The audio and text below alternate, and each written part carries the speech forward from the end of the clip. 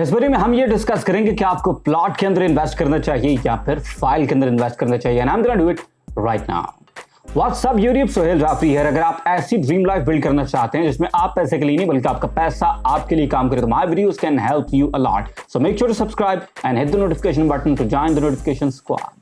Enough with the self promotion, now back to the topic कि आपको plot के अंदर इन्वेस्ट करना चाहिए या फिर फाइल के अंदर इन्वेस्ट करना चाहिए।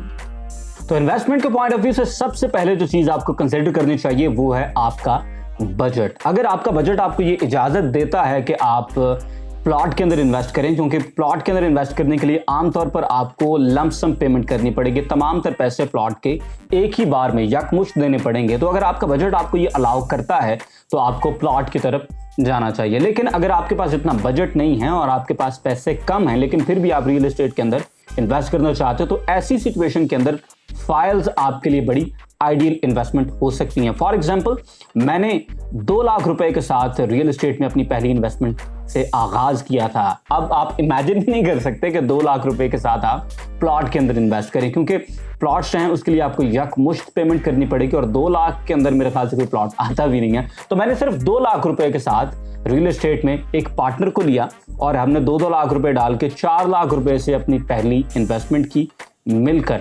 तो अगर आपका बजट कम है, कम बजट वाले लोगों के लिए फाइल्स जो हैं वो बड़ी आइडियल इन्वेस्टमेंट हैं, और जो रिमेनिंग अमाउंट होती है वो भी आपने आमतौर पर 3 से 4 साल के पेमेंट प्लान के मुताबिक देनी होती है। इंस्टॉलमेंट्स पर आपने पैसे पे करने होते हैं, आइडियली क्वार्टरली इंस्टॉलमेंट्स होती हैं। तो आपको प्लॉट में इन्वेस्ट करना चाहिए या फिर फाइल के अंदर इन्वेस्ट करना चाहिए, इस बात का तयन करता है आपका बजट। अगर आपके पास कम पैसे हैं तो आपको फाइल्स की तरफ जाना चाहिए, और अगर आपके पास पैसे ज्यादा हैं तो आपको प्लॉट की तरफ भी जाना चाहिए।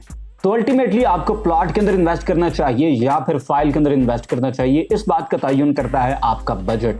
अगर आपका बजट ये गवारा करता है कि आप प्लॉट खरीद लें तो फिर आप प्लॉट खरीद सकते हैं, लेकिन अगर आपके पास पैसे कम हैं, आप लो बजट के साथ आगाज कर रहे हैं मेरी तरह, तो फिर आपको फाइल्स के अंदर जाना चाहिए। फाइल्स आपके लिए आइडियल हो सकती हैं।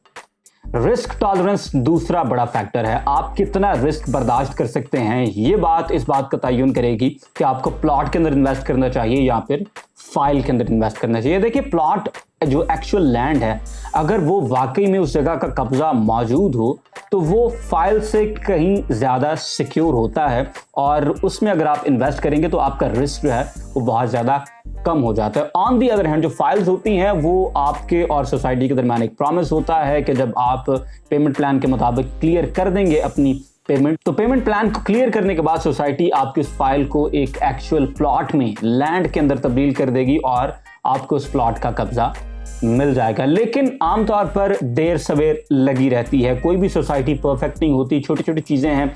एक हाउसिंग प्रोजेक्ट जो है उसको शुरू करना और डिलीवर करना एक बहुत बड़ा काम है। इट्स अ जाइगेंटिक टास्क, और आमतौर पर इसमें छोटी छोटी टेक्निकलिटीज की वजह से भी बड़ी देर लग जाती है। किसी छोटी छोटी टेक्निकलिटी की वजह से कोई एनओसी रुक गया है, कोई एनओसी फंस गया है और इस पर फिर दोबारा से अप्लाई करना पड़ता है। तो it's a lengthy process, it's a gargantuan process, I would से।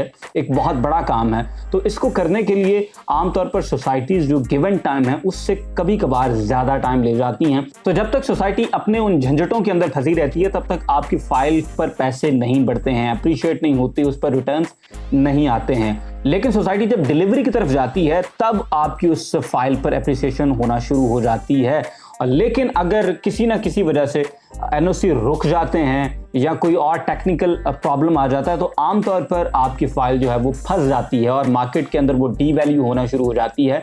तो फाइल के साथ जो है वो रिस्क ज्यादा एसोसिएटेड है एज कम्पेयर टू प्लॉट के। अगर प्लॉट एक आबाद सोसाइटी के अंदर आज आप लेते हैं तो उसके साथ कम रिस्क एसोसिएटेड है। कम से कम आपको लंप सम वो पेमेंट जो है वो मिल जाएगी। प्लस माइनस मार्केट जो है वो कभी अप रहती है कभी डाउन रहती है, तो थोड़ा बहुत प्लस माइनस चलता रहता है। लेकिन अगर हम एक बड़ी पिक्चर के अंदर देखें तो जो आपका प्लॉट है वो कहीं ज्यादा रिस्क फ्री है as compare to file. File चूंकि हवा के अंदर है, अगर मार्केट का सेंटिमेंट पॉजिटिव है तो वो रिटर्न्स उसके स्काई रॉकेट कर जाएंगे, और अगर मार्केट का सेंटिमेंट जो है वो सही नहीं है, वो नेगेटिव है, तो फिर आपको अक्सर ऐसा भी होता है कि अपने पैसे निकालना भी मुश्किल हो जाते हैं। तो फाइल्स जो हैं वो थोड़ा सा रिस्की हैं एज कम्पेयर टू प्लॉट्स। तो जब आप अपने रिस्क टॉलरेंस को देखते हैं कि आप कितना रिस्क ले सकते हैं अपने उस इनिशियल कैपिटल के साथ, अपने पैसे के साथ, तो ये इस बात का तयन करते हैं कि कि आपको फाइल के अंदर इन्वेस्ट करना चाहिए या फिर प्लॉट के अंदर इन्वेस्ट करना चाहिए।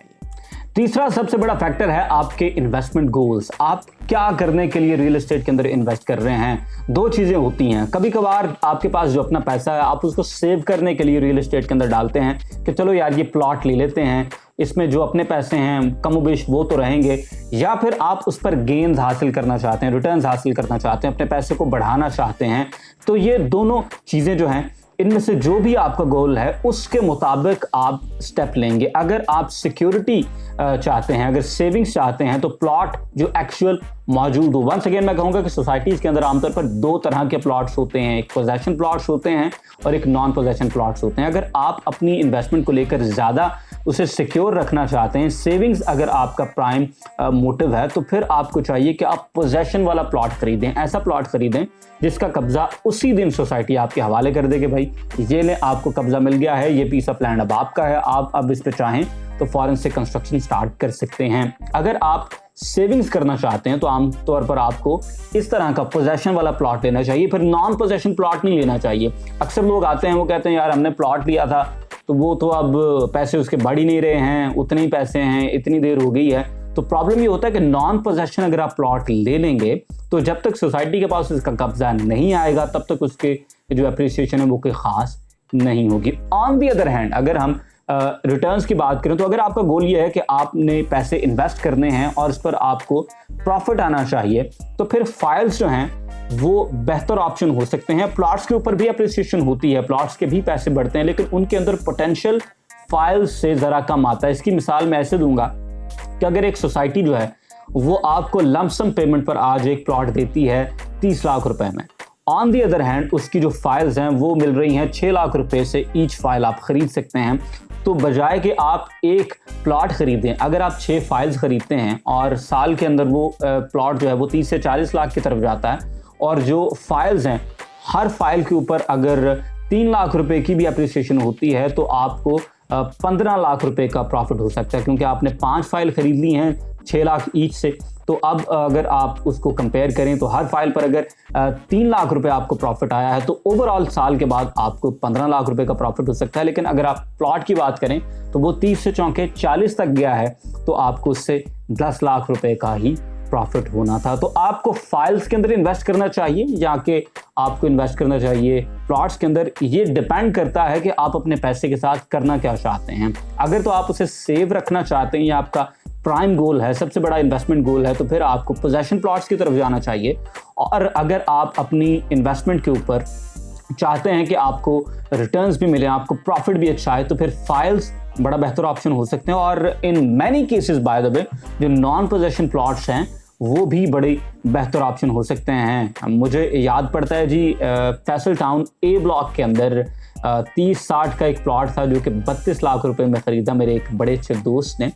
नाम मैं अब इसलिए नहीं ले रहा क्योंकि मैंने उनसे इजाज़त नहीं ली कि ये बात मैं कर लूँ, लेकिन चूँकि उसका हवाला देना ज़रूरी है।